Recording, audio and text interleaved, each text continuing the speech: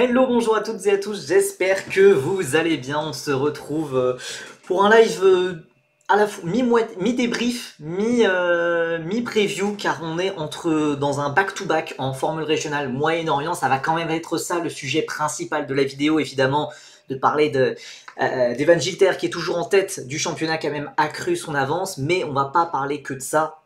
On va aussi parler de certaines actualités de la semaine, on va aussi parler Formule 3, les essais de Formule 3 sont dans une semaine très précisément jour pour jour, et non pas 6 jours comme j'ai pu le dire sur Twitter, c'est dans 6 jours, c'est du 19 au 21 février. Combien de Français il y aura? On reviendra un petit peu dessus, il y en aura au moins deux, est-ce qu'il peut y en avoir un troisième? On va revenir sur ça. On va aussi parler des autres championnats qui ont eu lieu ce week-end. Je pense notamment à la Formule Régionale Océanie où Arvid Lindblad s'est adjugé la super licence, très précieuse et indispensable en fait pour la Formule 1. Coucou Evan, attendez, me dites pas, il y a aussi Evan dans le chat. Parce que du coup maintenant je regarde qu'il y a... Attendez. Ah, comment je peux voir moi? Si, attendez. Qui est-ce qu'il y a? Oui, il y a bien Evan qui est présent dans le chat. Allez, on passe le coucou à Evan.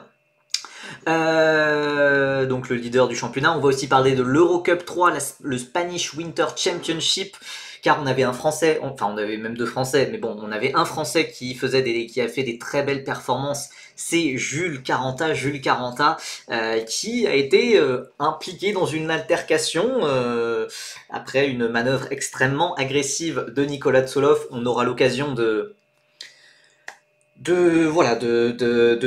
délivrer tout notre sel, tout notre somme sur voilà, vous aurez le droit de vous lâcher dans le chat avec des certaines limites quand même, mais je comprendrai s'il y a des mots un peu malveillants envers Nicolas Tsolov. Je peux comprendre car malheureusement il a empêché la première victoire de Jules Caranta.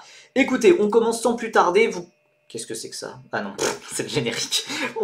J'ai évidemment préparé le PowerPoint. Voilà, il y a beaucoup de logos dans tous les sens.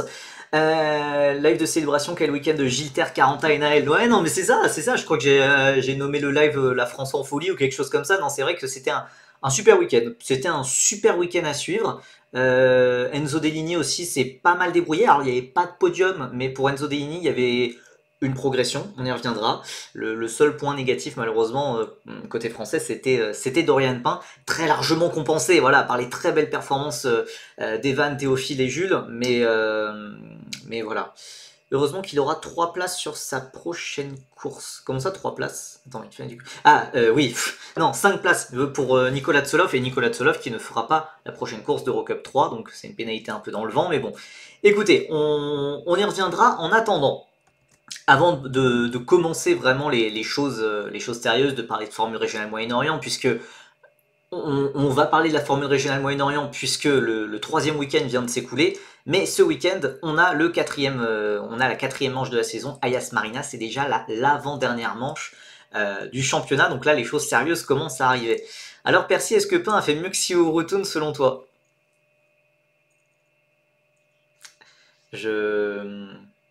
Bon, écoutez, de toute façon, on y reviendra. On y reviendra sur le week-end de Dorian Pain, mais non, elle a pas fait mieux. Elle a fait moins bien, on va dire, pour rester correct. C'est l'info dont j'ai un peu parlé sur Twitter et sur Blue Sky. N'hésitez pas d'ailleurs à me suivre sur Twitter, sur Blue Sky. Matteo Capietto pourrait faire un retour inattendu en monoplace et qui plus est en F3. C'est ce qu'il a teasé sur LinkedIn. C'est assez rare de teaser des annonces sur LinkedIn, mais pour ceux qui ne connaissent pas Matteo Capietto et qui ont découvert les formules de promotion assez récemment, qui ont découvert les formules de promotion par exemple l'an dernier, vous ne connaissez pas Matteo, c'est normal. C'est un ancien protégé, ancien pilote coaché par le regretté Antoine Hubert, qui avait eu de très très belles performances en karting, fils de l'ingénieur, du directeur technique de Prema en Formule 2, Guillaume Capietto. Troisième de Formule 4 français sur sa première année, après une manœuvre extrêmement controversée sur Esteban Masson, où il a été champion provisoirement de Formule 4 française pendant 1 heure avant d'être disqualifié du week-end. Il a ensuite rebondi après cette disqualification et cette immense polémique, immense controverse autour de lui pour aller en fréca chez la toute petite équipe Monolight où il a vraiment fait des prouesses, franchement, avec une toute petite Monolight. Il a accroché pas mal de fois le top 10. Ensuite, deuxième année de fréca en 2023 chez RPM, une meilleure équipe. C'était mieux, mais moi personnellement, en tout cas, j'en espérais un peu plus qu'une 8ème place et un podium. Voilà, j'espérais plus en top 5 ou quelque chose comme ça. Mais donc voilà, en tout cas, ça méritait sur le papier, au point de vue sportif strict, ça méritait de passer en Formule 3. Mais voilà, Matteo Capieto, c'est un pilote qui n'a jamais eu beaucoup de budget et qui s'est réorienté vers l'endurance. Chez Iron Lynx, les soutiens de son papa étant impliqués dans la famille Prema Iron Lynx, aidant naturellement. Et donc voilà, Monsieur Matteo Capieto est en European Le Mans Series depuis 1 an. Il a notamment fait une victoire au Mugello en LMP2. Et en 2025, il est prévu qu'il retourne dans ce championnat. Ça, il l'a dit. Et il a aussi dit dans son post LinkedIn, il a dit qu'il avait des contacts, des discussions très avancées avec un top team de F3. C'est mot pour mot ce qu'il a dit. Ce qui interroge quand même, puisque top team de F3, actuellement, il n'y a que 2 places disponibles en Formule 3. On est à une semaine des tests, mais il y a encore 2 places disponibles chez X-Racing. X-Racing, on peut pas dire que ce soit un top team de F3. Ils ont fini 9ème l'an passé, même s'il y a une nouvelle réglementation, etc. Et c'est possible que ça rebatte les cartes, blablabla. C'est pas un top team. Oui, ou alors Motopark en Euro Formula Open, mais de toute façon, c'est pas. Est-ce que c'est vraiment un top team Motopark en Euro Formula Open, vu qu'ils sont tout seuls, dans le championnat? On peut aussi dire que c'est une équipe de bas de tableau aussi. Donc, je suis un peu circonspect devant ce teasing. Pour moi, j'interprète plus ça comme une tentative pour essayer d'attirer des sponsors potentiels, etc. Je l'ai contacté personnellement, il m'a dit qu'il y avait une chance que ça se fasse, qu'il soit au départ de la première manche, blablabla. Voilà, j'ai pas réussi à en savoir beaucoup plus, mais a priori, il y a quand même, il est sur une liste de candidats, mais en tout cas, il n'a pas précisé quelle équipe c'était, il n'a pas précisé à quel point les choses étaient avancées ou pas. Il n'empêche que Matteo Capieto, ça serait un très bon choix de pilote pour la saison de F3 2025 pour plusieurs raisons. Notamment, pour moi, le point primordial, c'est surtout, c'est un ingénieur. C'est un ingénieur en 3ème année à l'Estaca, en plus d'être un très bon pilote. Il est ingénieur. Il y a une nouvelle réglementation. Ça peut paraître pertinent de mettre un gars qui est mi-pilote, mi-ingénieur. Voilà. Maintenant, moi, la question que j'ai, c'est toujours le budget. C'est cool pour Maceo, nous dit Cyclohexane. Après, est-ce qu'il ne risque pas d'enterrer une carrière en endurance qui commençait bien? Alors, pour l'instant, de ce qu'il dit sur le post LinkedIn, c'est qu'il continuera en European Le Mans Series il fera les 24 heures du Mans. Et en plus de ça, potentiellement de la F3. Faire formule de promotion monoplace et endurance à côté, ça s'est déjà vu. Alors, Dorian Pain l'a fait pendant quelques temps très épisodiquement, mais surtout de façon plus sérieuse, Franco Colapinto l'a fait en 2021. On voit où ça l'a mené aujourd'hui. Enfin, ça le mène presque sur les grilles de Formule 1. À quelques semaines près, il sera bientôt peut-être en Formule 1. Donc c'est quelque chose qui peut se faire. Maintenant, en plus il y a les études à l'Estaca à côté, etc. Voilà, pour moi, surtout la grosse interrogation, pourquoi le budget viendrait maintenant et pourquoi le budget n'était pas là 1 an auparavant en fait. Donc c'est pour ça, j'ai un peu de mal à m'emballer dessus, mais il n'empêche, il a l'air de faire partie d'une liste de candidats. Il m'a confirmé qu'il y avait des discussions. On verra sur quoi ça débouche. Alors évidemment, il y a Homero qui dit Mektouni fait Masson apprécieront. C'est vrai que voilà, c'est 2 pilotes qui ont eu un certain passif avec Maceo. Il m'a déçu un peu en ELMS après la Freca. Alors, j'avoue que vous savez que je suis pas très spécialiste en endurance, donc je saurais pas trop dire. En tout cas, moi, j'ai vu les résultats bruts. Il y a une victoire au Mugello et voilà. Je sais pas trop. Malheureusement, mon domaine d'expertise là-dessus s'arrêtera un peu là. Il n'empêche que voilà, en monoplace, il a il a toujours fait des bonnes performances. On sait dans quel domaine d'ingénierie il étudie. Oh, ça doit se trouver sur son LinkedIn, je pense. Hein. J'imagine quelque chose en lien avec le sport auto de toute façon. Pourquoi je vais sur Facebook Alors, Maceo. Automotive Engineering Student. Oui, bon, bah, soit. Soit. Ouais, Engineering Student, Third Year Engineering Students. Bon, il n'y a pas plus de précision. Écoutez, donc voilà, moi j'y crois pas trop et je pense qu'on verra plus des pilotes avec plus de budget. Voilà, on est à une semaine des tests, on n'a toujours pas d'infos sur qui occupera ces deux baquets à côté de Javier Sagrera. Voilà, on verra ce que ça donne. On verra ce que ça donne. On est aussi obligé de parler. Oui, oui. On va parler de Théophile Naël dès maintenant. Dès maintenant, dans les actus de la semaine. On ne va pas parler de lui dans la preview de la Formule régionale Moyen-Orient. Ça me fait mal, mais c'est comme ça. Car Théophile Naël, malheureusement, c'est un peu la petite nouvelle de la journée, la petite mauvaise nouvelle, je trouve, de la journée. Théophile, alors peut-être que pour Evan, c'est une bonne nouvelle, je ne sais pas.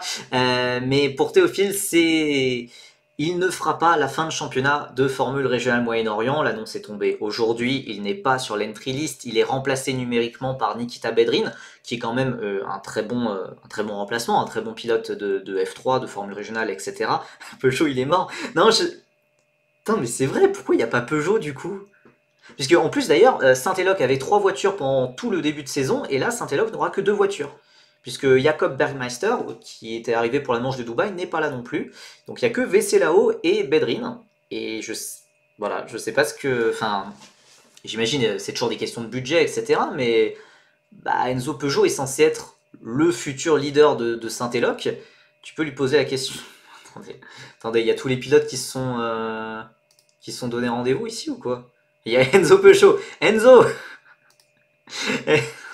Enzo, pourquoi t'es pas au Moyen-Orient? Pourquoi t'es pas au Moyen-Orient? Bon, après, je me doute, c'est toujours des questions de budget, c'est toujours des questions de trucs comme ça, mais c'est dommage, puisque d'ailleurs, il avait pu faire 2 meetings en fin d'année, en fin de campagne, en fin d'hiver 2024. Ça avait pu un peu le préparer pour la Freca, mais a priori, Enzo Peugeot, il sera chez Saint-Eloc en Freca. Voilà, ça aurait été bien. Surtout, voilà, la place de Naël est libre. Bon, voilà. L'argent ne tombe pas du ciel, nous dit Enzo Peugeot dans le chat. Je pense à ceux aussi qui écoutent juste juste avec l'audio et pas avec la vidéo. L'argent ne tombe pas du ciel, certes, mais je sais pas. Naël, il aurait pas pu faire un petit geste financier en plus. Il aurait pu un peu payer toute la saison quand même pour toi. Franchement, il abuse. Non, ou je sais pas, mais c'est un peu dommage. C'est un peu dommage. Ça aurait été vraiment sympa, surtout que bah voilà. Actuellement, on parle énormément voilà, d'Evan Gilter, Théophile Naël, Enzo Deini, même Dorian Pain en quelque sorte. Mais donc du coup, j'espère que Naël c'est Schengelael. Quand même pas, faut pas abuser. Mais Naël se met bien. Naël se met bien. Ouais, c'est plutôt Vesselao qui. Ouais, Vesselao, c'est plutôt Vesselao qui va apporter plus d'argent. Donc écoutez, pour en revenir sur Théophile Naël, il ne fera pas la fin de championnat. La F3 reste l'objectif principal de ce qu'il m'a dit en message. Oula. De ce qu'il m'a dit en MP sur Insta. Certes, mais en vrai, il était 4ème de Formule régionale Moyen-Orient et pour le moment, ça aurait pu faire des gros points de super licence. Alors, vous allez peut-être me dire que je suis complètement déconnecté et que je suis le seul à penser à ça, mais c'est quand même l'un des points les plus importants des formules de promotion hivernale, à mon sens. J'ai refait d'ailleurs un peu les calculs. J'ai refait certains calculs de certains pilotes qui ont fait les formules de promotion hivernale et d'autres pas, et il y a des différences ultra importantes, mais des différences qui n'ont absolument aucun sens. Attendez, je vous retrouve ça.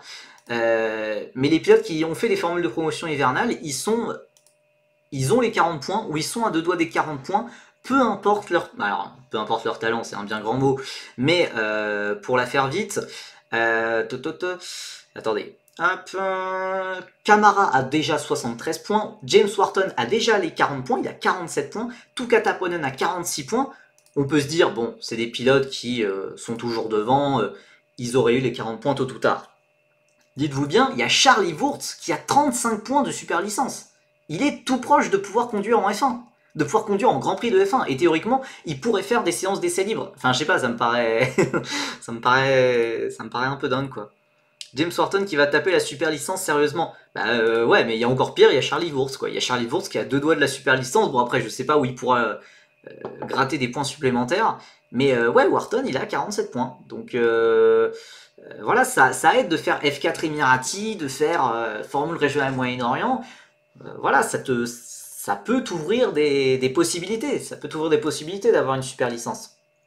Comment oses-tu parler du champion de F4 tchèque? C'est pas lui, c'est Charlie Wurz, hein, pas Oscar Wurz. Oscar Wurz, c'est le petit frère. De toute façon, les deux, enfin, c'est pas des mauvais pilotes, mais c'est voilà, le potentiel me paraît pas exceptionnel.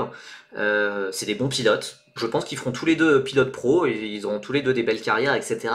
Mais clairement, enfin, que voilà, Charlie Wurz soit à 2 doigts. Dites-vous, Oli Berman, Oli Berman, il avait 42 points, je crois, quelque chose comme ça. Oli Berman, 42 points, tout juste. Il avait moins de points que James Wharton, par exemple. Bon, voilà, écoutez, de toute façon, voilà, la super licence, c'est pas un truc exact.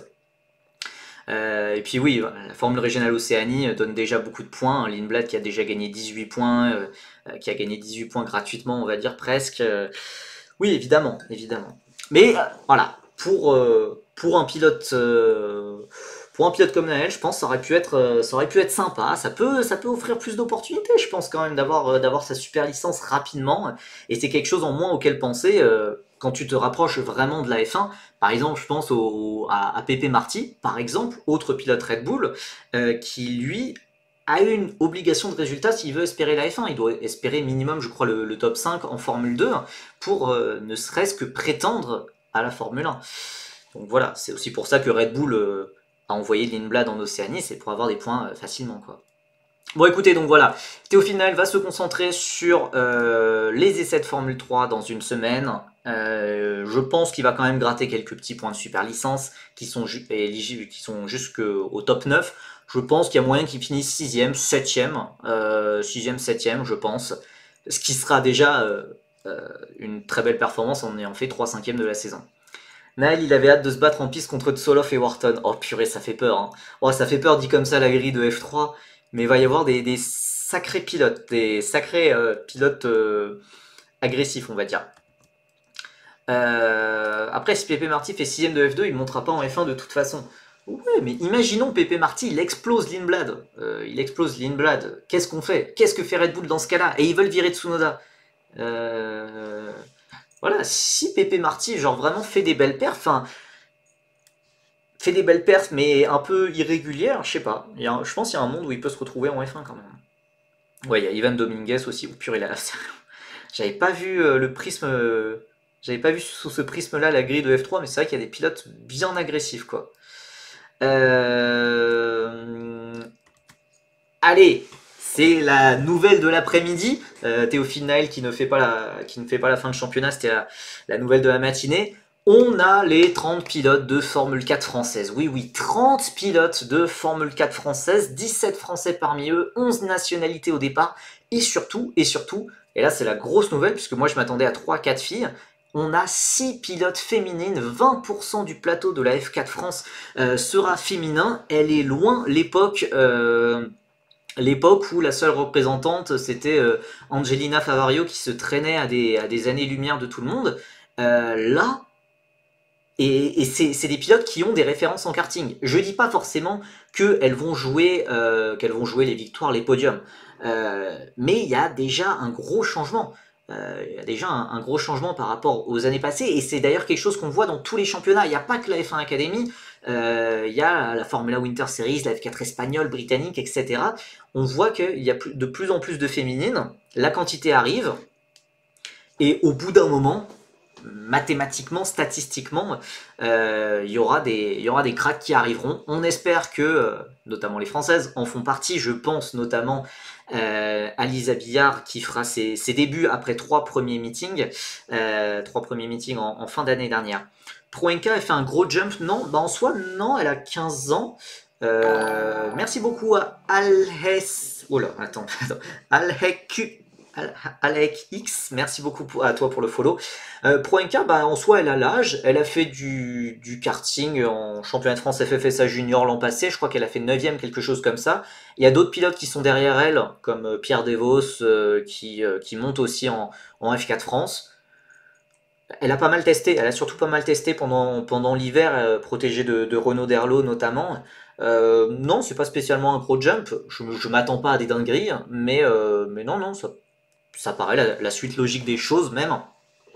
Donc voilà, et parmi les féminines, donc Lisa Billard dont je parle depuis pas mal de temps, déjà qui est probablement la meilleure des 6, même si je connais assez peu Annabelle Brian, qui est une pilote néerlandaise protégée de MP Motorsport.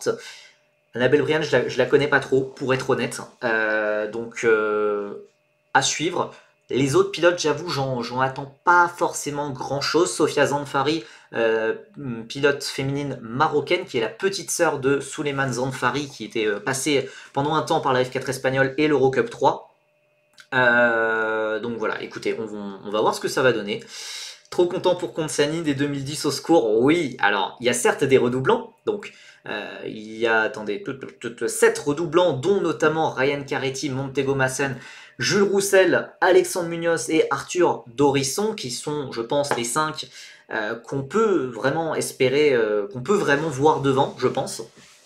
Même si, voilà, de toute façon, normalement, je pense que tous les pilotes redoublants vont progresser par rapport à l'année passée, donc à voir à quel point, par exemple, un gars comme Franck Porter-Ruiz qui avait fait 20e et quelques en 2023, il a fait 6e en 2024, donc on peut voir des grosses progressions entre les 2 années, donc on ne sait jamais. Surtout voilà, Caretti, Massen, Roussel, Munoz et Dorisson, surtout Munoz et Dorisson, c'est 2 très jeunes pilotes français encore, c'est Dorisson qui a désormais 16 ans, Munoz qui a encore 15 ans, c'est un 2009, il a déjà une année d'expérience de F4 dans les pattes. J'ai hâte de voir ce que ça va donner. Dorisson c'était un petit peu irrégulier, peut-être qu'on en attendait plus forcément après tout ce que la FFSA avait fait autour de lui, mais voilà, maintenant il a une année d'expérience. Voilà, son talent s'est pas évaporé comme ça du jour au lendemain. On sait, voilà, en karting, il avait fait des choses exceptionnelles, vraiment des choses exceptionnelles. Donc certes, la saison de F4 a été compliquée sur tous les points de vue, mais voilà, ça reste quand même un garçon soutenu et qui a un vraiment très très gros talent.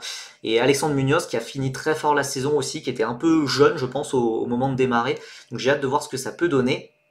Puis voilà, Caretti, Masson, Roussel, c'est déjà des pilotes qui jouaient devant en qualif, en course, face aux meilleurs déjà l'an passé. Et surtout, voilà, il y a les tout jeunes pilotes qui arrivent. Évidemment, je vous ai fait découvrir, pour beaucoup, je pense, Andy Consani, qui avait qui avait fait les meilleurs temps largement au volant Richard Mille. 3 dixièmes d'avance sur tout le monde, dont notamment le vainqueur officiel Ehan Eikemans, qui est aujourd'hui en F4 espagnol chez MP. Louis Iglesias aussi était à ce volant Richard Mille dans les temps d'Eikemans à peu près. Il était 3e en rythme de qualif, 2e en rythme de course, à 2 dixièmes à peu près de Consani. C'était le volant Richard Mille. C'était sur je sais plus quel circuit espagnol, c'était une autre voiture, c'était une F4 de Tatus. Là, ça va être des choses différentes. Ça va être très intéressant puisque Andy Consani et Louis Iglesias, c'est 2 pilotes que j'attends énormément. Et que la F4 française arrive à attirer ce genre de pilotes, c'est excellent. C'est excellent, ça montre que voilà, pour la majorité des pilotes français, il passe par la F4 France, c'est l'étape, c'est la suite logique. Et voilà, Andy Consani, c'est un 2010, c'est un pilote extrêmement jeune qui vient tout juste de fêter ses 15 ans la semaine dernière.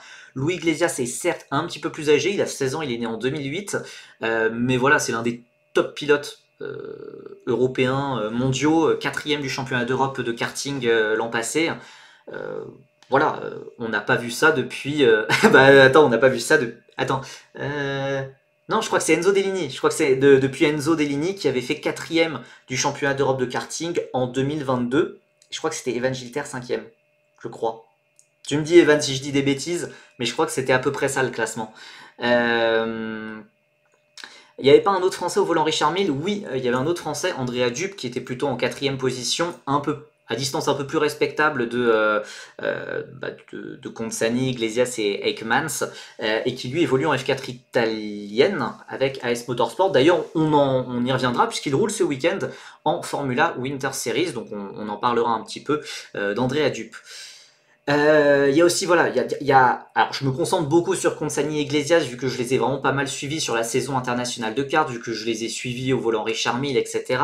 Mais il y a aussi plusieurs autres talents qui arrivent aussi. Hugo Martiniello, Raphaël Perard, Hugo Hérouin, Malo Boyer, il y a vraiment des très très gros talents. Malo Boyer, il a certes déjà 19 ans, en quelque sorte, certes, mais vainqueur du volant Feed Racing, et surtout il a commencé le karting assez tard.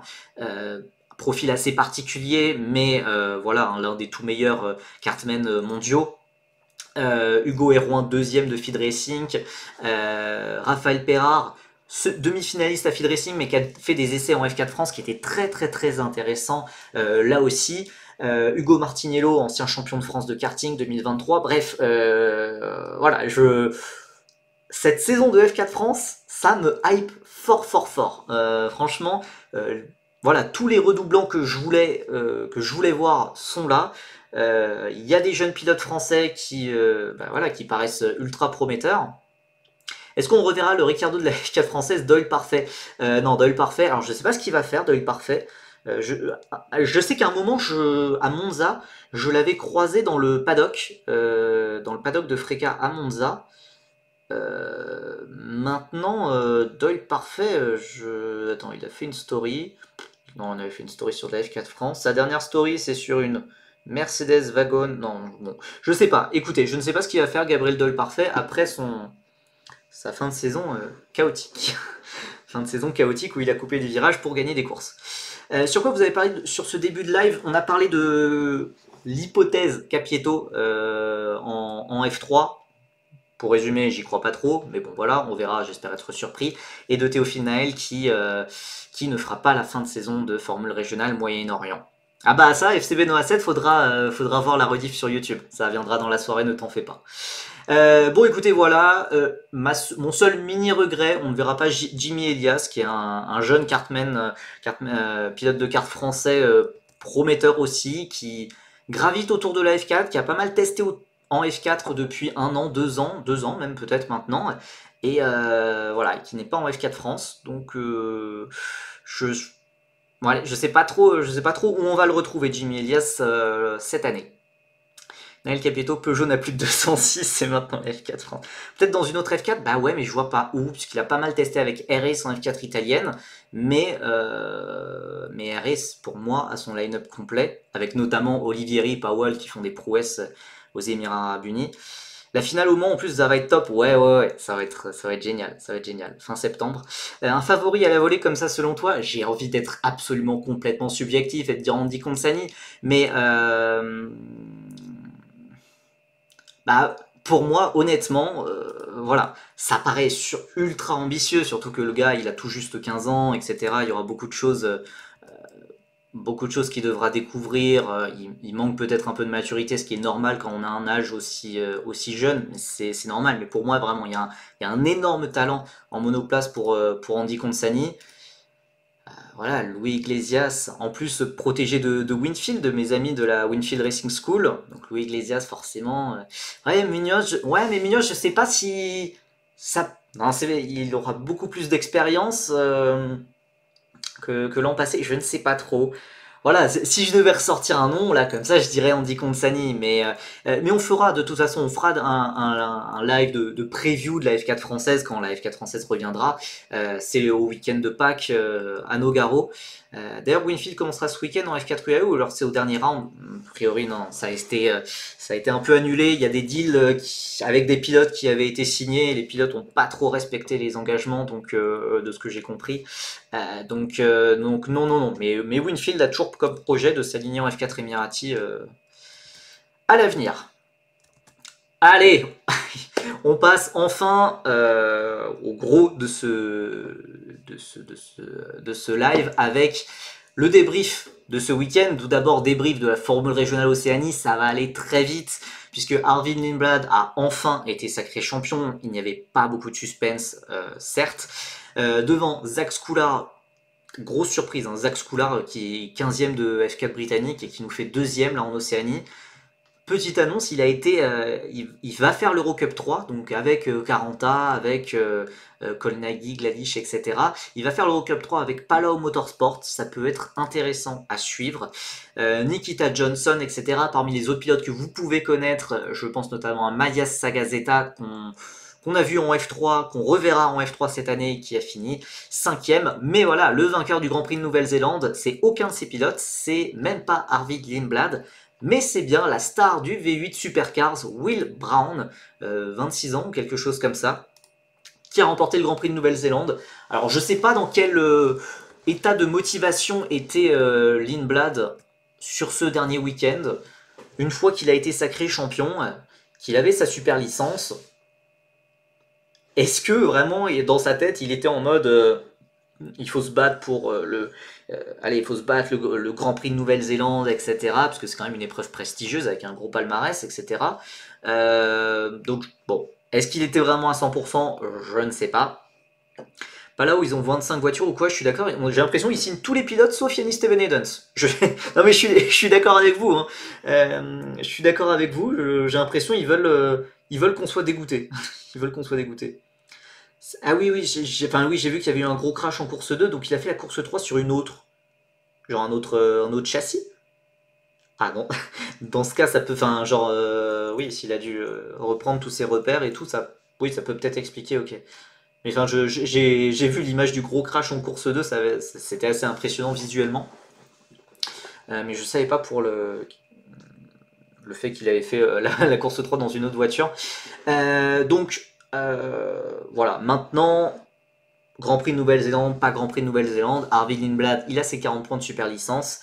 Maintenant, comme il le dit lui-même, c'est bien, c'est un poids en moins sur ses épaules, il a la super licence, très bien. Maintenant, il va falloir aller chercher la F1, parce que pour l'instant, voilà, il a fait aucune course en F2, il faut montrer qu'il a les épaules, il faut, je vais pas dire faire une Isaac Hadjar, parce que ça serait vraiment énorme, genre de faire en tant que rookie, la saison que Isaac Hadjar a fait en tant que redoublant, mais voilà, il faut faire une saison, je dis pas forcément...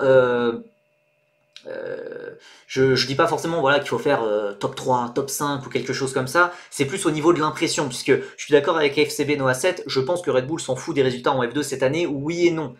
Ils s'en foutent, ils vont pas regarder les résultats bruts, mais ça va être un peu comme Mercedes avec Antonelli. Antonelli a fait 6ème de F2, mais il y avait autre chose, il y avait, enfin, au-delà de ça, il y avait la manière sur certains week-ends, etc. Il atomise son coéquipier Berman, peut-être en manque de motivation aussi, mais il atomise son coéquipier Berman qui va en F1. Voilà, donc si Lindblad fait quelque chose comme ça, voilà, s'il fait par exemple le 6ème et que dans le même temps il atomise son coéquipier redoublant Pepe Marty, voilà. S'il nous fait une saison à la Nils Coulen, tu vois, enfin, même si Red Bull s'en fout des résultats en F2, s'il nous fait une Nils Coulen, je pense que Red Bull va pas être super content, tu vois. Donc pour moi, la place en F1, elle n'est pas non plus assurée. Et justement, ça peut être l'occasion, voilà, pour Pepe Marty, un gars qui est pas forcément ultra considéré par Red Bull, ça peut être l'occasion d'exploser au grand jour, d'exploser Arvid Lindblad, qui va quand même passer de la F3 à la F2, qui va découvrir plein de choses, etc. Qui aura peut-être un moteur mécachrome compliqué, je ne sais pas. Donc voilà, Pepe Marty, je pense, c'est un pilote dont personne ne parle, dont je suis le seul gars, j'ai l'impression, à parler, mais moi j'y crois, Donc écoutez, on va voir ce que ça va donner, même si voilà, Arvid Lindblad se met en position idéale pour prétendre à la F1 en 2026. Allez, on y est enfin.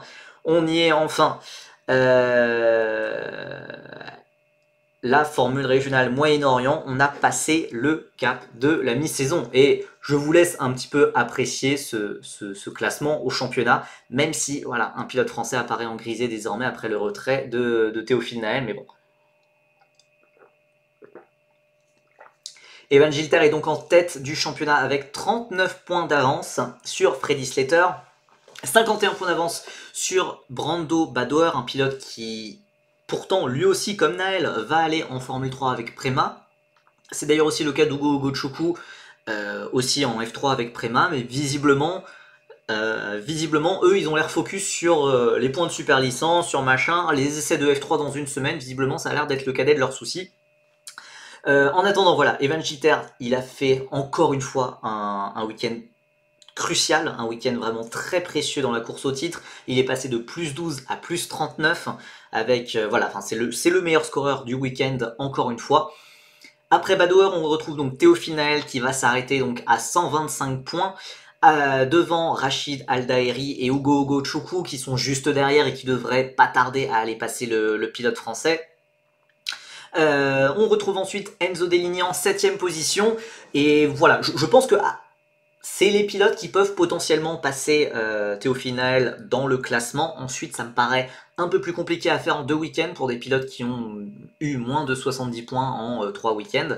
On retrouve donc ensuite, voilà, après Enzo Deligny, Jin Nakamura, son coéquipier. D'ailleurs, on a 3 RS au 6ème, 7ème et 8ème place. Jin Nakamura après sa victoire en course 2. Kanatoli et Taito Kato, les deux ART des deux pilotes japonais. Taito Kato qui est un peu plus dans le mal après un très très bon début de saison. Malheureusement, voilà, depuis l'accrochage avec Slater, on sent qu'il est un peu plus prudent. Alors il y a certes 3 arrivées dans les points, mais voilà, il va en vouloir beaucoup plus sur cette fin d'année. Ah, salut Andy Consani. Ah bah c'est dommage, on a parlé de toi un peu plus tôt. Mais écoutez, si vous voulez suivre le futur champion de F4 française, il est là. Le gars qui met pas du tout de pression. Vous avez dit quoi? Bah globalement, attends. On a parlé de la F4 française. On a parlé des différents pilotes, etc. On a parlé des différents pilotes, des redoublants, etc. De tous les rookies qui arrivent, et que c'était bien qu'il y ait des gars comme toi, comme Louis Iglesias, etc. Qui ont brillé à l'international en karting et qui ensuite passent par la formation fédérale, passent par la formation FFSA. Ça montre que la F4 française marche bien. C'est certes la F4 aussi la plus accessible financièrement, mais en tout cas voilà, grosse hype pour la F4 française avec Andy, avec Louis Iglesias, avec Arthur Dorisson, Alexandre Munoz, beaucoup de redoublants aussi, les féminines, Lisa Billard notamment en tête de gondole. Voilà, ça va être très très très sympa à suivre. J'espère bientôt une belle annonce. Oui, ton papa m'en a parlé, Andy. Ton papa m'en a parlé, je ne sais pas ce que c'est, mais je sais qu'il y a une annonce qui... voilà. J'espère bientôt une belle annonce. Voilà. Je vous la partage avec vous. Il y aura une belle annonce bientôt pour Andy Consani et... En plus de cette arrivée en F4 France, voilà, on verra bien ce que ça donne, mais enfin voilà, je fais pas le gars qui s'y connaît, enfin je sais pas ce que c'est, mais en tout cas j'ai très hâte de savoir.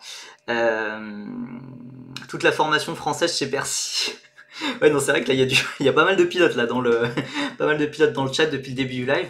Alors pour revenir à la formule régionale Moyen-Orient, Andy, si tu veux voir ce qu'on a dit sur toi, sur la F4 française, etc., la rediffusion arrivera sur YouTube dans la soirée sur la chaîne Percy F1. N'hésite pas à t'abonner au passage. Le gars qui fait sa pub même auprès des pilotes. Il y a du talent au mètre carré. Ah ouais, il y a du talent au message, ouais. Une question de Tutur. Gilter ne risque-t-il pas de rencontrer le problème de l'âge à l'image d'un Martins? Plus compliqué de redoubler une autre catégorie? Non.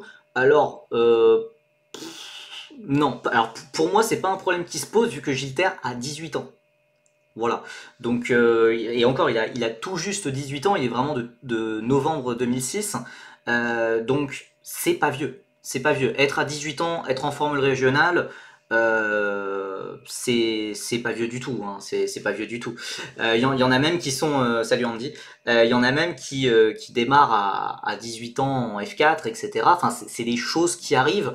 Et voilà, par exemple, Antonelli, par exemple, il a fait le step Freka F2 direct, par exemple.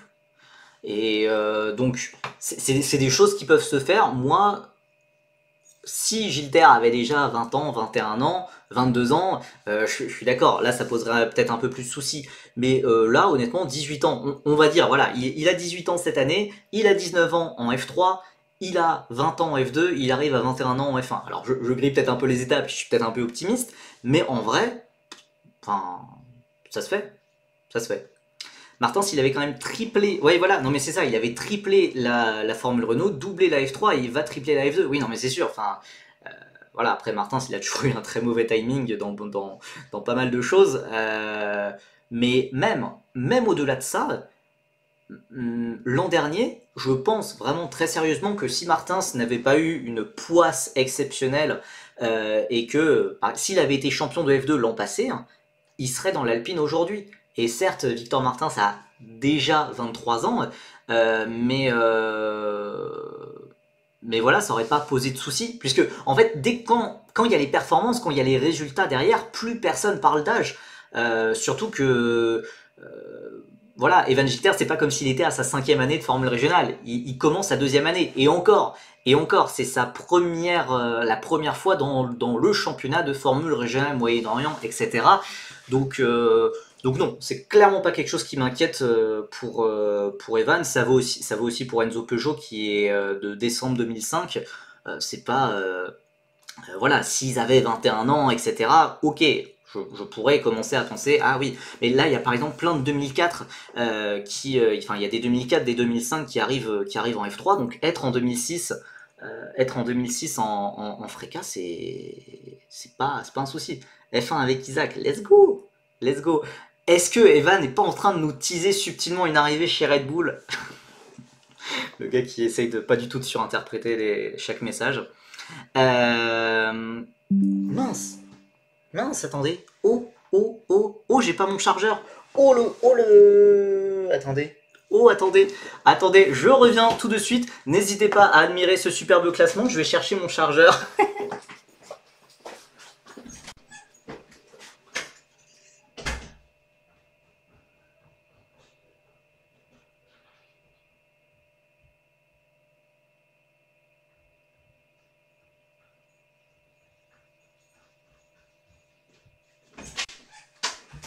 Yo.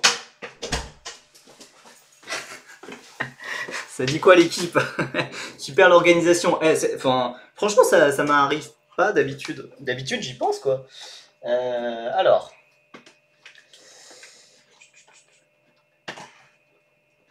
Oui. Nous disions, avant cette interruption un peu soudaine, donc l'âge, etc., oui, voilà, tout va bien. Hop, on est bon. Le live va pas s'arrêter. Bon allez, on passe après cette petite interruption. On passe à... Bah, je vais même pas parler de la suite du classement, mais voilà, ensuite on retrouve Carrascodo, Rivera, Beaton, Siu Rutun, Bora Yamakoshi, Liu, Cameron, Kulkarni, Maschio, qui sont les 20 pilotes à avoir marqué des points.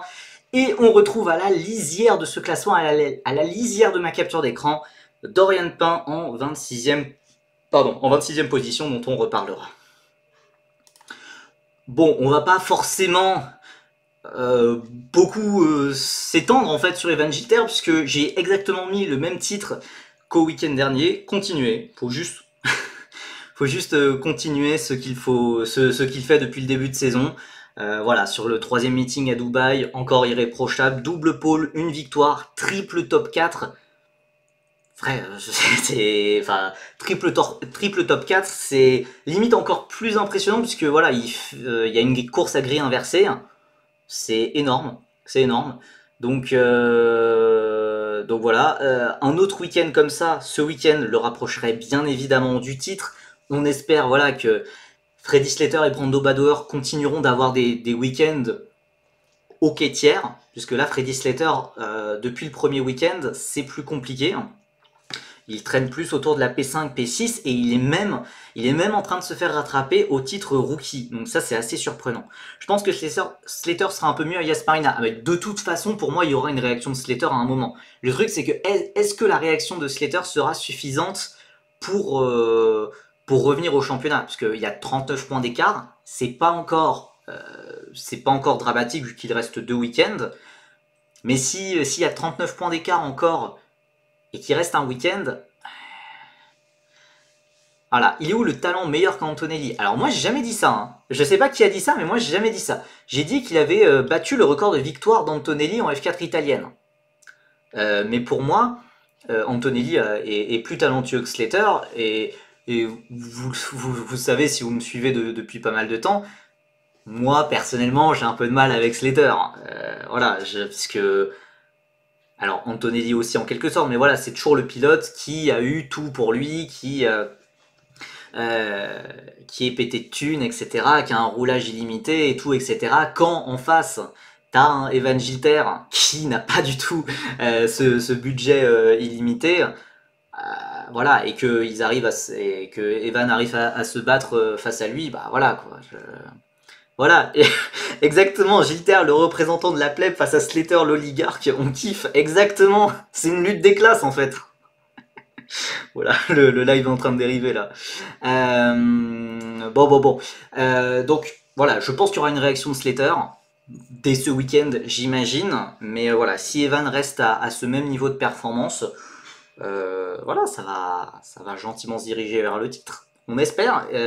En tout cas, pour l'instant, pour votre petite information, tout le monde est encore éligible mathématiquement pour le titre. Ça veut dire Evan, ça veut dire Slater, ça veut dire Badoer, ça veut dire Reza Siouroutoun, ça veut dire Dorian Pain, ça veut dire moi, ça veut dire vous. Tout le monde peut encore gagner le titre. On est d'accord que c'est assez peu probable que je gagne le titre, mais on sait jamais. Yas Marinas, c'est retour sur le grand circuit. Ouais, c'est sur le circuit F1 comme à la première manche qu'avait dominé Freddy Slater. Donc voilà, écoutez, ça va être très intéressant à suivre évidemment. Donc voilà, Théophile, malheureusement, on en a parlé un petit peu plus tôt sur ce live. Enzo Dellini, 7ème au championnat. Il y a du mieux. Enfin, un vrai week-end plein. Hormis la course 2 qui était un peu ratée, c'est dommage. Mais voilà, il était propre, il n'y a pas eu de défense un petit peu hasardeuse comme on avait pu voir sur les 2 premiers meetings. Il y a eu des bonnes qualifs. Maintenant, ce qu'il faut, voilà, c'est trouver le petit truc en plus, quoi. Le petit truc en plus. Pour bosser chez Solicart, j'en avais discuté avec les collègues de la compétition, ils kiffaient justement Gilter pour ce qu'il arrivait à faire sans un gros budget et il a roulé chez nous il y a quelques années. Petit témoignage de Zoomam qui qui du coup travaille dans le milieu du karting et qui du coup doit connaître Evan. Merci à toi pour ce témoignage. Mais oui, voilà, ça vaut pour Evan, ça vaut aussi, enfin voilà, pour beaucoup de pilotes français, ils ont eu beaucoup moins ils ont souvent moins de budget que les autres. Voilà, Martins en est un très bon exemple. Adjar aussi. Pour Cher, il avait quand même beaucoup de budget au début. Quand il est arrivé en F3, il y a eu beaucoup de tests pour lui au début. Mais voilà, Martins, Adjar, Gilter, etc. C'est dans cette veine de pilotes qui font des grandes choses avec peu de budget. Et ça, c'est très beau. J'ai des collègues qui ont bossé avec lui et yes, et oui, tout à fait, mais ils s'en sortent malgré tout. Ouais, c'est ça. Bon, écoutez, voilà, pour revenir sur Enzo Deni, voilà, il faut qu'il arrive à trouver ce petit truc en plus pour déjà se rapprocher d'Ugo Chukwu qui fait depuis la moitié du 2e meeting a vraiment progressé et joue quasiment la victoire tout le temps. Je regarderai la fin du live en rediff demain car nous il est 22h30 ici. Bonne soirée mesdames et messieurs, et bonne soirée à toi Evan et tout le meilleur pour ce week-end. Donc voilà, pour Enzo, c'était bien, mais voilà, il faut encore le petit truc en mieux et s'éloigner de Jin Nakamura qui certes a déjà une saison en Super Formula Light, c'est des voitures à peu près similaires, de même puissance on va dire, voire même un petit peu plus puissante. Jin Nakamura il est vraiment dans le rythme, il est franchement pas loin. Alors ça, cette photo elle m'a fait... cette photo elle m'a abattu, mais ça montre vraiment à quel point Ugo Chukwu c'est vraiment un géant. Donc à Dubaï c'était vraiment un week-end quasi parfait pour Ugo Chukwu. Il a fait P1, P5, P2 et malgré ça il arrive à perdre des points sur Evan Gilter. enfin voilà, qui a fait un week-end vraiment de, enfin les deux ont fait un week-end de fou furieux quand même. Hein. On parle évidemment beaucoup de Gilter, mais Hugo Choukou il a vraiment trouvé un truc avec cette voiture. Un peu tard, vous allez me dire, vu qu'il passe en F3, vu qu'il passe en F3 cette année et qu'il a eu une saison de Freca très très très compliquée. Mais voilà, depuis le dernier meeting de Freca, vraiment, ça devient super solide Hugo Choukou. Donc entre septembre et février, là, ma vision d'Hugo Choukou est vraiment en train de changer. C'est vraiment très intéressant et j'ai hâte de voir ce que ça va donner en F3, puisque voilà, il avait une saison très compliquée, une saison 2024 très compliquée avant ça. Il a trouvé la 5ème, ouais. Je demande à voir sur la longueur. Oui, oui, c'est ça, je m'emballe pas trop non plus, hein, mais ça devient vraiment intéressant. Ça devient vraiment intéressant. Maintenant, voilà, il y aura un test, un révélateur qui sera très intéressant. Ça va être, bah voilà, avec dans une préma en F3 face à Noël Léon et Brando Badoer, lui aussi de chez McLaren. Ça va être intéressant. Donc voilà, j'ai remis un mot pour Freddy Slater, encore très discret, et surtout, on n'a presque pas parlé, mais il y a un championnat rookie dans le même temps, en Formule régionale Moyen-Orient, et actuellement, Slater et Aldaeri sont ex-aequo. Ce qui est quand même dingue, Alors certes, Aldaeri, évidemment, c'est un pilote qui connaît les circuits émiratis par cœur, notamment Yas Marina, mais l'air de rien, il est toujours super régulier, il est toujours là. Et surtout, Aldaeri, certes, il a fait 10e de F4 italienne les 2 dernières années, mais depuis qu'il est passé dans une formule régionale, il est tout le temps là. Et à Macao, il était très bon aussi. Donc Rachid Aldaeri, c'est un pilote sous-coté, mais depuis son passage en formule régionale, j'ai l'impression qu'il est beaucoup plus à l'aise. Donc attention. Donc, enfin, il semblait évident que Slater serait champion rookie, mais bah, finalement Aldaeri est peut-être là en fait. Allez, quelques petites questions. Slater, s'il a pu practice au Qatar, il y a moyen qu'il éteigne tout sur la dernière manche. Pas faux. Maintenant, je sais pas s'il a fait des essais au Qatar. Hein. Je ne sais pas. Je ne sais pas. Rachid Aldaeri qui se fight avec Slater, c'est exceptionnel, hein, parce que les deux étaient coéquipiers en F4 italienne. L'un a atomisé tout le monde, a fait premier, l'autre a fait 10e. Quoi. Bon, voilà, quelques petites questions pour clore cette page, Frémec. Est-ce que Dorian Pain arrivera à relever la tête de l'eau? Bon, bah voilà, c'était un week-end très compliqué. On te l'avait tous dit, mais tu nous as pas cru. Oui, en fait, j'avais pas envie de vous croire. J'avais pas envie de vous croire. Mais malheureusement, voilà, enfin, j'essaye de rester gentil, quoi, mais malheureusement c'est compliqué, c'était même très très très difficile, voire même une catastrophe en fait. Franchement ça me fait mal puisque bah voilà, je pense vraiment qu'il y avait qui a un talent, d'ailleurs on l'a déjà vu en endurance, mais visiblement en monoplace, les tests de F3 qui avaient convaincu Mercedes de la placer en monoplace. Visiblement, ils paraissent très loin là tout à coup. Je demandais qui a déjà roulé au Qatar à part Pain en WEC, mais de toute façon, Dorian Pain, elle fera pas la dernière manche. Ça a été annoncé qu'elle ferait que les manches 3 et 4. Et d'ailleurs, pour l'instant, on ne sait pas qui la remplacera au 5ème round. Donc, top 3 de tes meilleures prédictions. Ouais, non mais. Je suis dégoûté premier degré, mais voilà, surtout qu'en plus je vois mal comment ça pourrait être mieux. Je vois mal comment ça pourrait être mieux à Yas Marina, puisque Yas Marina c'est un circuit où tous les pilotes ont roulé il y a un mois pour la première manche de la saison. Elle va débarquer. Voilà. Je me suis posé la question mais est-ce que cette différence de perf entre F4 et Formule régionale peut être à cause d'un déficit physique? Bah c'est vrai pour moi c'est l'explication la plus rationnelle, la plus facilement trouvable, puisque en F4 Emirati notamment, elle a fait 8ème du championnat en loupant, je crois, un meeting. Non, peut-être pas. En tout cas, elle a fait 8ème du championnat. Elle a fait une victoire. Je crois qu'il y avait une pole aussi, ou peut-être une première ligne, etc. Il y avait des choses. Enfin, il y avait des choses, mais la F4 est beaucoup plus simple à conduire que la formule régionale qui est extrêmement lourde, extrêmement physique.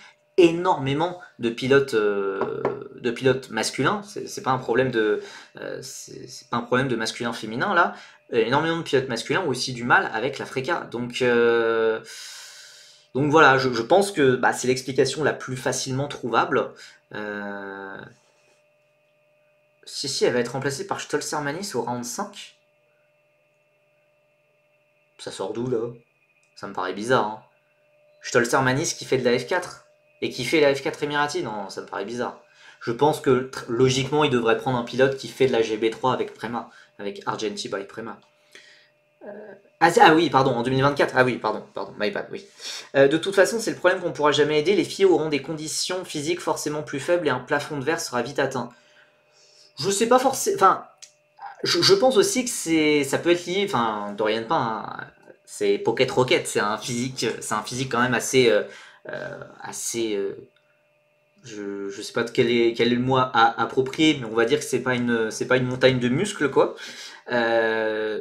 Je pense surtout que c'est beaucoup plus galère dans une Freca que dans une F4. Et je sais pas, je me demande ce que ça donnerait dans d'autres voitures, peut-être dans d'autres voitures avec un peu plus d'aide électronique. Mais malheureusement, F2 et F3, enfin surtout F2 en tout cas, c'est aussi des voitures très physiques, quand limite il y a plus d'aide électronique sur de la F1. Mais pour tout ce qui est formule de promotion, c'est des voitures qu'il faut tourner, quoi. Il n'y a pas de. Voilà, c'est compliqué, quoi. Chadwick en Indy Next, ça allait. Oui, c'est vrai. Alors, pourtant, Indy Next, oui, il n'y a pas d'aide. Donc voilà, pour moi, il n'y a pas forcément de. Pour moi, c'est plus quelque chose qui est lié à Dorian Pain, à son physique. Et voilà, peut-être qu'elle peut moins performer en monoplace, mais on a déjà vu qu'en endurance, elle pouvait performer.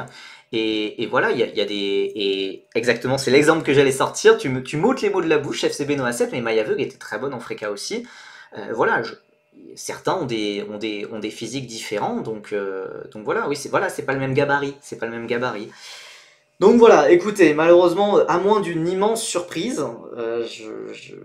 voilà, malheureusement cette expérience en Freimek est un fiasco, et pourtant, voilà, on sait que le problème ne vient pas de la voiture, voilà, car cette voiture a été utilisée par Reza Siwurutun sur les 2 premiers meetings, et lui, il marquait des points très régulièrement.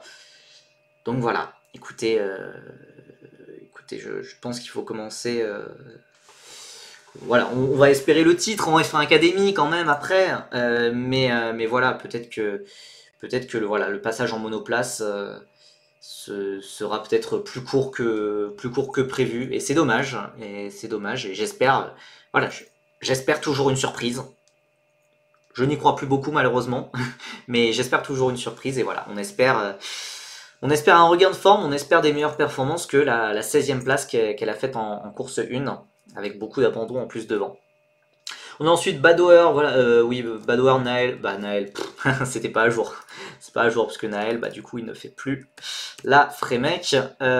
Oui, dans quel état d'esprit seront Badoer et Gochukwu? Est-ce qu'ils seront déjà à la tête aux essais de F3 qui sont dans une semaine?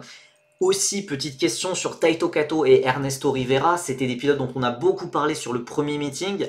Et depuis, ça souffle un peu, ça tire un peu la langue. Rien d'affolant, c'est des rookies, etc. Mais je m'attendais un peu plus. Je m'attendais un peu plus. Après, voilà, je pense Taito Kato, il a pas l'habitude d'avoir fait des erreurs aussi grossières comme celle qu'il a faite, qui a causé l'abandon, son abandon et celui de Freddy Slater. Et donc là, il doit essayer de retrouver un peu confiance, de retrouver ses repères. Mais voilà, j'ai hâte de voir comment ces 2 pilotes vont se débrouiller sur cette fin de championnat. Allez, on ferme le chapitre Formule régionale Moyen-Orient.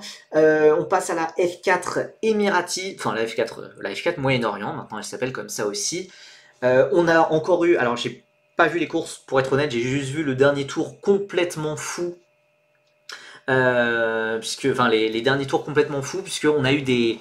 Oui, voilà, on a eu des fins de course complètement dingues entre Olivieri, Nakamura Berta et Powell. Ces 3 pilotes-là ont été vraiment exceptionnels tout le week-end, et surtout, enfin, Alex Powell a enfin fait quelque chose, j'ai envie de dire. Non, c'était un début de championnat compliqué, mais. Ah oui, Yamakoshi, il a fait quoi d'ailleurs?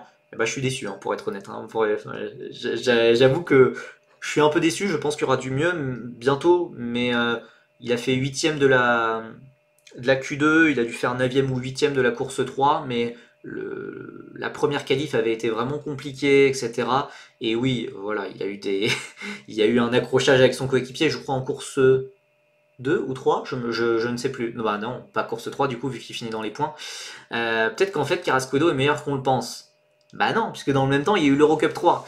Il y a eu l'Eurocup 3 et Carrasquedo, ça a été compliqué. Mais il lui tourne dessus. Oui, oui c'était en course 1 pour Yamakoshi. Je pense qu'il y aura du mieux pour Yamakoshi, mais bon, pour l'instant, ça a commencé plus doucement que ce que j'imaginais. C'est vrai, je l'avoue. J'ai pas été super dans mes prédictions, dans mes prédictions du week-end, enfin de la semaine dernière. Voilà, j'espérais des top 10, des top 5 pour Dorian. Enfin, je voyais des podiums pour Yamakoshi. Et j'ai été plus inspiré, hein. J'ai été plus inspiré. Même mes prédictions de gris F2, F3, je suis plus inspiré, hein. Tu changeras jamais le drapeau russe de Savinkos? Non, non, c'est Singarevich. Artem Singarevich, je crois, si je dis pas de bêtises. Donc voilà.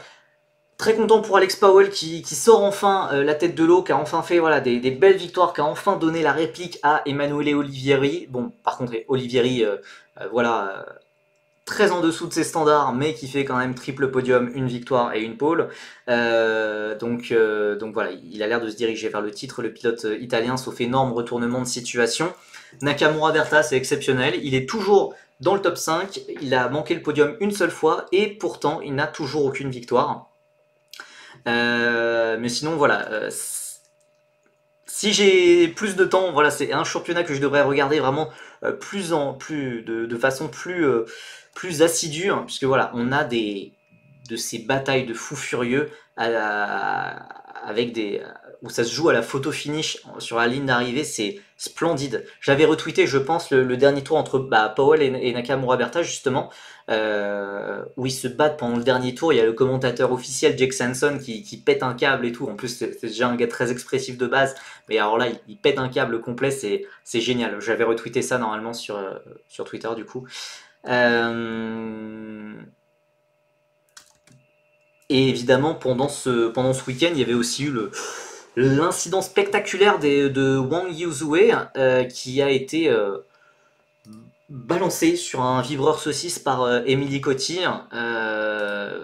et qui nous a offert la grosse frayeur du week-end quand même, puisque ça a causé drapeau rouge et une fin de live assez stressante quand même. Le commentateur a détruit mes oreilles. Ouais, mais il est génial. Je préfère vraiment un commentateur qui s'y donne, qui est vraiment passionné, que plutôt un commentateur qui est là en mode qui connaît pas les pilotes et tout machin, qui écorche les noms des pilotes. Voilà, je pense pas du tout, je pense pas du tout au commentateur de la F4 France en disant ça. Évidemment, voilà, c'est bref. Non mais voilà, de toute façon les vibreurs saucisses, enfin on le dit depuis des années. Je suis d'accord, enfin c'est n'importe quoi. J'ai regardé la vidéo en nombre incalculable de fois pour trouver le sausage curb. Bah il est pas évident à trouver, je suis d'accord. Il est pas évident à trouver, mais de toute façon pour que la voiture s'envole comme ça, le commentateur de l'Eurocup 3 avec son accent parfait, oui c'est. Mais en plus le commentateur est excellent, il a une voix particulière. C'est pour ça que c'est un petit peu perturbant. Mais sinon, le commentateur est très très bon, celui de l'Eurocup 3. Justement, l'Eurocup 3, parlons-en. Parlons-en. J'ai découvert le circuit de Dubaï ce week-end et j'ai pas vraiment aimé. Moi j'aime bien. Je préfère Dubaï à Yas Marina même, hein, je pense. Hein. Enfin, je sais pas. Mais non, moi j'aime bien Dubaï. Il y a et surtout en F4, ça décroise, ça recroise, etc. Ça donne vraiment des beaux dépassements, des belles batailles, je trouve. Écoutez, l'Eurocup 3 Spanish Winter Championship avec aucune Campos dans le top 5, certes. Aucune Campos dans le top 5. Mattia Kolnaghi, le pilote MP qui est en tête du championnat avec une victoire devant Maciej Gladiš qui a remporté la course 3. On y reviendra. N'hésitez pas à préparer vos commentaires pour Nicolas Soloff en avance.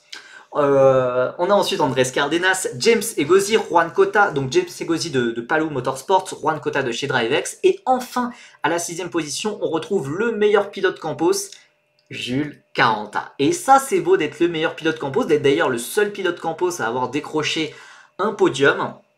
Premier week-end en Eurocup 3 et il éteint déjà ses coéquipiers. On retrouve ensuite Emerson Fittipaldi Jr. En 7ème position devant Nicolas Soloff.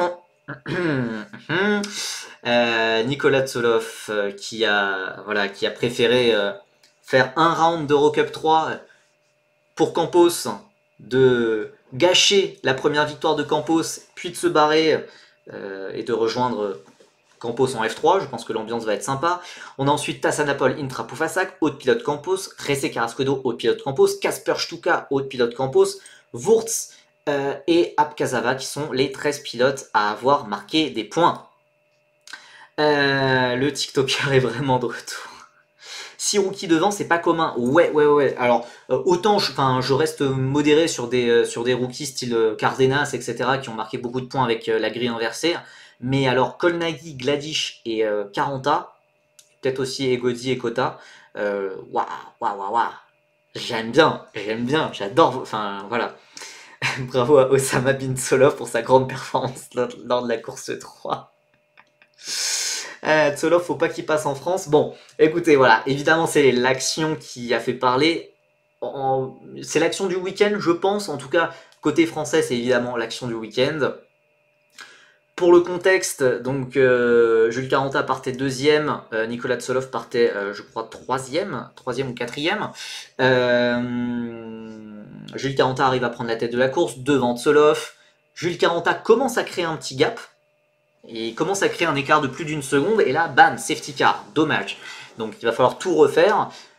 Nicolas Tsolov à la relance met la pression à Jules Caranta. Jules Caranta défend, et Nicolas Tsolov pense avoir trouvé l'intérieur sur Jules Caranta.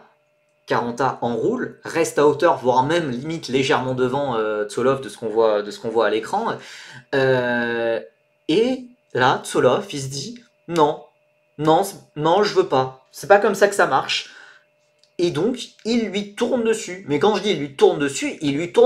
Et longtemps, quoi. Et heureusement, retour de karma quand même au final, vu que Nicolas Tsolov casse sa suspension dans l'histoire et abandonne, Jules Caranta a des dégâts mais peut continuer. Mais en attendant, tout ça a profité au pilote MP Maciej Gladish, qui en a profité pour s'envoler avec la victoire. Jules Caranta a quand même sauvé une P2 avec sa voiture endommagé. C'est déjà un miracle que Jules n'ait pas crevé et ait perdu le podium. Oui, non, franchement, moi, surtout en plus quand au début j'ai vu, j'avais pas tout compris en live, mais quand j'ai vu qu'il y avait plus qu'une Red Bull qui se battait avec Gladys, je me suis dit non, pas ça. Et j'ai vu le casque jaune de Caranta qui est très reconnaissable. J'ai vu qu'il était encore là, donc je me suis dit yes. À l'arrivée, Gladish n'en croyait pas sa chance. Ah bah clairement, là il devait remercier Tsolov. Je pense que MP, ils ont dû remercier chaudement Tsolov. La remontée en course 2, incroyable aussi. Ouais, non, clairement. Et vraiment, il y a énormément de promesses pour Jules Caranta. Mais donc voilà, gros craquage de Nicolas Tsolov. Il n'en est pas à son coup d'essai, évidemment. Voilà, il n'en est pas à son coup d'essai, je fais référence notamment, entre autres, à son incident à Melbourne en Formule 3 l'an passé, où il donne un coup de volant volontaire pour mettre Alex Dunn dans le mur, en essai libre, avec succès par ailleurs, avec une pénalité risible de 3 places sur la grille de départ, alors que ça pourrait mériter une disqualification le week-end. Merci beaucoup à Kimi63 pour le sub à Jules Caranta. Attendez, il y a aussi Jules qui est dans le chat, il y a tout le monde. Il y a tout le monde, c'est quoi ce délire? Ah non, il n'y a pas Jules. Il n'y a pas Jules dans le chat, mais il est quand même sub. Eh bah écoute. mais Kimi63, toi tu régales. Tu régales. N'hésite pas aussi à donner des subs à Victor Martin, à Sami Mektouni, à Alessandro Giusti, à tout le monde. Ça a l'air de leur porter chance, ouais. En plus, oui, course 3, Jules réussit son départ et prend la tête. Alors, réussit son départ, je suis pas aussi affirmatif. C'est pas mauvais, mais en tout cas, c'est surtout pour moi, il arrive à prendre la tête, surtout parce que Gladish foire son départ à côté. Mais il y a une amélioration par rapport aux 2 premiers départs. Mais voilà. Donc voilà. Gros craquage de Tsolov qui n'en est pas à son coup d'essai, évidemment. Il tente par tous les moyens de le foutre dehors. Et voilà, je pense que pour moi, il était vexé. Il était vexé tout simplement d'être derrière un rookie qui qui plus est son coéquipier de chez Campos, qui plus est son coéquipier de chez Red Bull. C'est à la fou mal quand t'en es à ta 3e année d'expérience dans la catégorie, d'être derrière un gars qui découvre la voiture, et en plus qui découvre le circuit. Cela dit, puisqu'il a fait de la F4 France l'an passé. Ce sont eux qui sont trop forts et le... Kimi 63, t'es trop gentil, merci beaucoup en tout cas. Merci beaucoup, puisqu'au final, bah, c'est moi que ça régale, donc merci beaucoup. Retour de karma instantané, oui, 40 a dû se contenter, la première victoire de Campos, voilà, de toute façon, j'ai dit tout ce que j'avais à dire, en tout cas, je suis très content que Tsolov ait abandonné, et voilà, j'ai été extrêmement acide envers Tsolov sur Twitter, ayant Andy Konsani qui est toujours là, présent dans le live. Écoute, merci beaucoup à toi, Andy, qui nous follow. Je pense, il y a un gars qui demande son sub là, je pense, j'ai l'impression, hein, mais bon. Même en perf, Tsolov c'est décevant encore. La F1 c'est mort là en vrai. Bah non, c'est jamais mort. C'est jamais mort. Imaginons qu'il domine la F3, qu'il gagne, etc. Bah non, on peut pas dire que c'est mort. On peut pas dire que c'est mort. Mais pourtant, de base j'étais fan. De base j'étais vraiment fan de Tsolov, etc. Mais le mec il fait trop le show quoi. Il fait trop le show. Enfin. Voilà, alors que là, il a complètement perdu pied, il a encore craqué. Donc oui, j'ai été très acide envers lui sur Twitter. Et non, j'incite pas au cyberharcèlement comme j'ai pu le voir. Non, voilà, on a le droit de juger les pilotes, surtout quand ils ont 18 ans, surtout quand ils en sont à leur 3e année d'expérience. On a le droit de dire quand ils font des conneries. Donc voilà. Percy pourrait financer la F3 à Gilles grâce à Kimi. Ah ouais, au moins, je pense que ça peut lui payer quoi, un millième de son budget, ouais, peut-être. En tout cas, voilà, pour en revenir un peu plus sur Jules Caranta, très content de son premier week-end. Ouais, sa manœuvre en F3 l'an dernier à Melbourne, ça aurait déjà dû être définitif pour lui, je suis d'accord. Tsolov, champion de F3, on y croit vraiment. On sait jamais. Campos, il gère bien les changements de réglementation. On l'a vu en F2 avec Isaac Hadjar, donc si Campos gère aussi bien le changement de réglementation, je sais pas ce qui peut se passer. On est peut-être dans une réalité où Tsolov va être champion de F3 et où ça voudra dire que Caranta aura humilié un champion de F3. Je dis pas non, même si je préférais que Justy ou Naël soient champions. Et Red Bull l'a récupéré, oui. Tsolov, c'est une nouvelle recrue de Red Bull. Hein. Je ne sais absolument pas pourquoi Red Bull l'a recruté. Je pense, voilà. J'ai hâte de voir Tsolov se mettre dans le mur en F3. Il a vraiment laissé une bonne impression comme Gladys, Kolnagi et Gauzy selon moi. Andy Konsani qui a pris un sub, merci beaucoup à toi, mais laisse ton argent, t'en as besoin pour la F4, à moins que l'annonce que tu nous teases qu'on pense ça. En tout cas, merci beaucoup à Andy, je crois que c'est en dehors des cadeaux de Kimi 63, je crois que t'es le premier pilote sub de la chaîne, ce qui en soi peut paraître logique au vu de la propagande que je te fais. Depuis plusieurs mois déjà. En tout cas, merci beaucoup à toi. Pour en revenir à Jules, je suis d'accord avec Homero, avec Gladys Kolnagi, ouais, et Gauzy, oui, et Gauzy aussi, hein.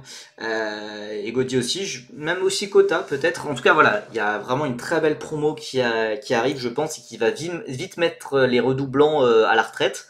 Peut-être pas à la retraite, mais vous voyez ce que je veux dire. En tout cas, voilà, meilleur pilote Campos. Il y a eu une première qualif un petit peu mitigée où il fait 10ème, parce que voilà, il y a eu un drapeau rouge à 5 minutes de la fin. Au final, il fait une petite erreur sur son dernier tour. Voilà, il apprend très vite la qualif d'après, il fait P2. Bizarre, Percy, il fait pas la promotion d'Homero 142 quand il sub. Je dis tout le temps ton nom à chaque live. Je fais ta promo en quelque sorte. Je fais ta promo. Gladys, il a fait quoi avant? Il a fait 3ème de F4 espagnol. Et c'est un pilote que je surveille depuis pas mal de temps. Je crois même, j'avais peut-être fait des prédictions début 2024 pour dire que c'était mon favori pour la F4 espagnole. Et d'ailleurs, tout le monde m'avait regardé un peu avec les gros yeux en mode bah t'es fou, il sort d'où celui-là? Et au final, il avait fait 3ème. Donc au final, j'étais pas tellement dans le faux que ça.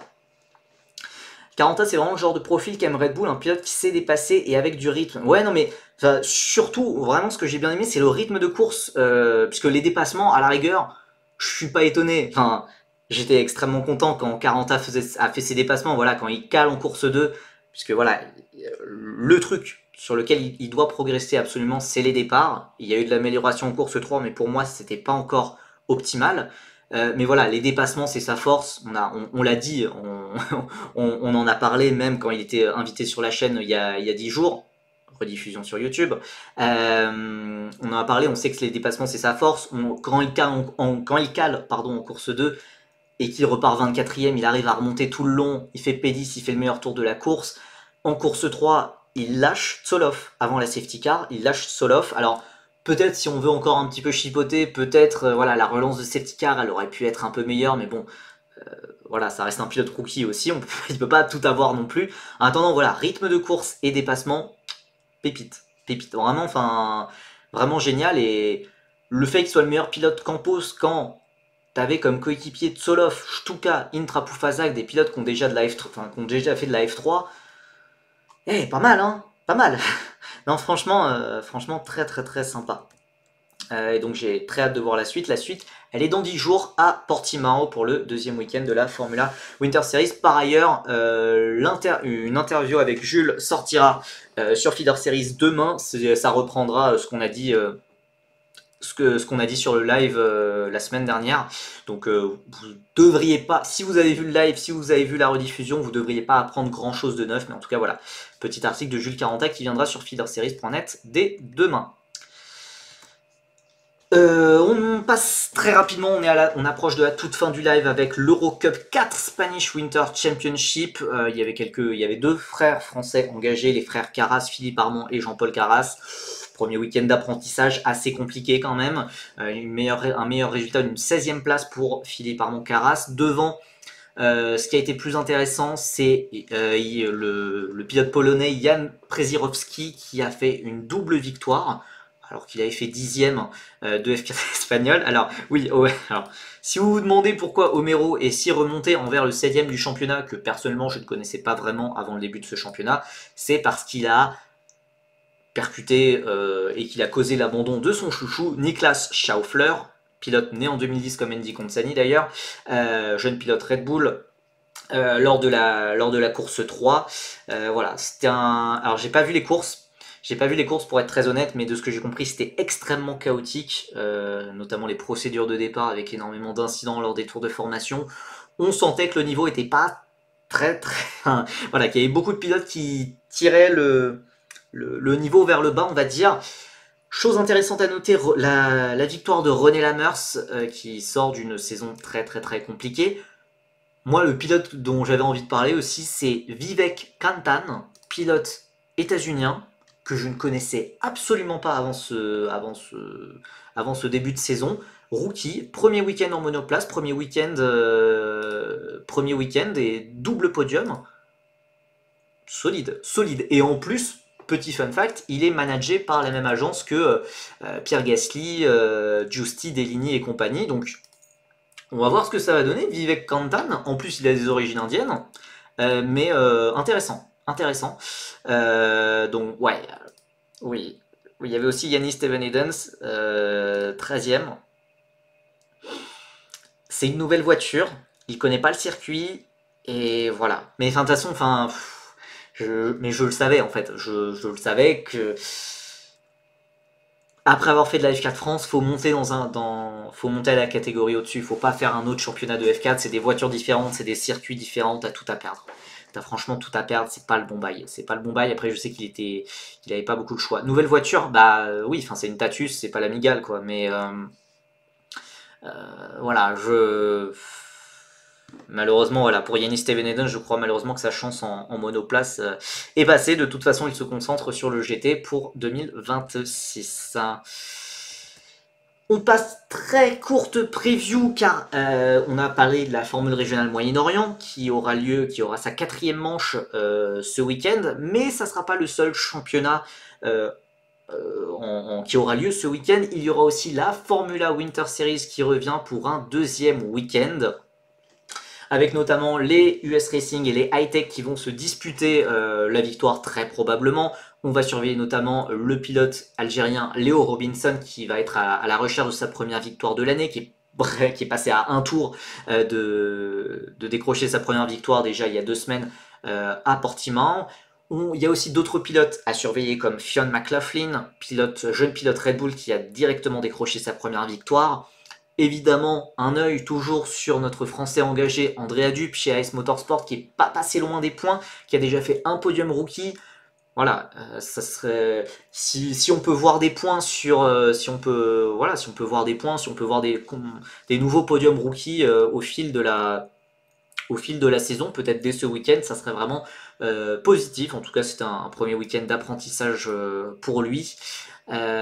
Pour les pilotes féminines, comme vous pouvez le voir, ça a été un petit peu compliqué. La seule qui s'en est sortie, c'est celle qui était dans une high-tech, Nina Gadman, mais qui a quand même qui a marqué des points, c'est bien, mais qui est quand même loin derrière ses coéquipiers que sont Leo Robinson 2e, McLaughlin 4 et Thomas Berman, le frère d'Oli Berman 6e. Voilà, ça a été compliqué pour les autres filles malheureusement, notamment Alicia Palmowski qui est chez Campos. Et voilà, Campos, normalement, les circuits espagnols, les circuits ibériques, on va dire au sens large, bah, ils connaissent. Donc voilà, je reste un petit peu sur ma faim et on va voir ce que ça va donner sur les prochains meetings.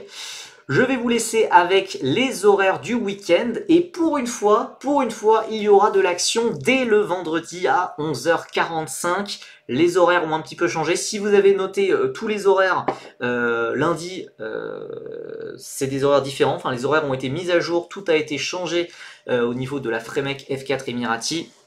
Voilà, c'est les horaires mis à jour actuellement. Donc là, c'est les bons horaires qui sont affichés à l'écran. Les qualifs de Formule Régionale Moyen-Orient à 11h45. Et voilà, bon pour les courses, il faudra être matinal. Ouais, les horaires de boulanger, ouais, 6h30, ça pique, hein, ça pique un peu, hein, samedi, ça pique beaucoup, ça pique beaucoup. Je vous informe par ailleurs que, retenez vos larmes, il n'y aura pas de live ce week-end. Non, bah non, Tommy sur 17, désolé, mais du coup, il n'y aura pas de live ce week-end pour la simple et bonne raison que je pars en vacances loin. Je pars en vacances, donc je ne serai pas disponible. Et d'ailleurs, bah, je serai en vacances, donc il n'y aura pas de live la semaine prochaine. Je vous prépare quand même du contenu. Il y a déjà une vidéo YouTube qui est programmée. Je pense qu'il y aura des fils Twitter, Blue Sky, etc. qui sortiront. Mais voilà, retour escompté le 22-23 février à peu près. Donc voilà, des vacances bien méritées, on va dire. Côté positif, c'est que l'on peut voir en rediffusion puisque c'est sur YouTube les courses. Exactement. Bah d'ailleurs, moi, c'est un peu ce que j'ai fait. Hein. Déjà le week-end dernier, il y avait des courses qui étaient à 5h du matin. Moi j'étais en soirée, je me suis couché à 3h du matin, croyez pas que je me suis réveillé à 5h du matin pour aller voir les courses, hein. Je me suis réveillé à 9h, 10h et puis j'ai regardé les courses, j'ai essayé de pas me spoiler, etc. Et ça s'est très bien passé. Au fait, j'ai une question, pourquoi il n'y a pas de course à Bahreïn pour les championnats au Moyen-Orient? Je ne sais pas pourquoi. Je ne sais pas pourquoi, puisque ça serait très pertinent dans les calendriers d'incorporer le Bahreïn, vu que bah, il y a la F2, il y a la F3, il y a la F1, donc c'est un circuit qui est utile à apprendre pour les pilotes. Je pense voilà, c'est des questions assez logistiques, des questions d'organisation, de contrat, etc. Mais puisque côté sportif, ça ferait tellement sens. Le big smile que tu devais avoir au réveil, mais alors t'imagines pas. C'était génial, c'était génial. Ça serait pas drôle pour la dégradation. Mais justement, ça serait drôle. Justement. Bon, écoutez. Merci beaucoup d'avoir été aussi nombreux sur ce live. On était vraiment pas mal. Et d'ailleurs, merci beaucoup à tous les pilotes qui sont passés, à Evan Gilter, Enzo Peugeot, dont j'espère qu'on parlera bientôt de ses courses, bientôt de ses performances, puisque là, bah, là, voilà, tous les pilotes font la fête, tous les pilotes font des victoires, des podiums. Enzo Peugeot, là, on attend, mais peut-être qu'il va nous. J'espère une très grande saison de la part d'Enzo Peugeot avec Saint-Éloque. Donc merci beaucoup aussi à Jules Carentin n'est pas passé sur le live je crois, mais en tout cas il a eu un seul. Merci beaucoup à Andy Consani, il y avait tout le monde sur ce live. Donc voilà, n'hésitez pas à me suivre voilà, sur Twitter, sur Insta, sur Feeder Series, sur YouTube, sur TikTok, sur Blue Sky. Moi je pars en vacances, donc prochain live dans une dizaine de jours probablement. Il y aura du contenu sur YouTube, sur Twitter. Je resterai quand même un petit peu actif sur Twitter, mais sur Twitch, on se dit à dans 10 jours, à dans 2 semaines. En tout cas, voilà. Passez à tous une très bonne soirée, un excellent week-end. On souhaite le meilleur à Evan, Gilter, à Enzo Dellini et à Dorian Pain. En attendant, je vous souhaite à tous une très bonne soirée. Bye bye.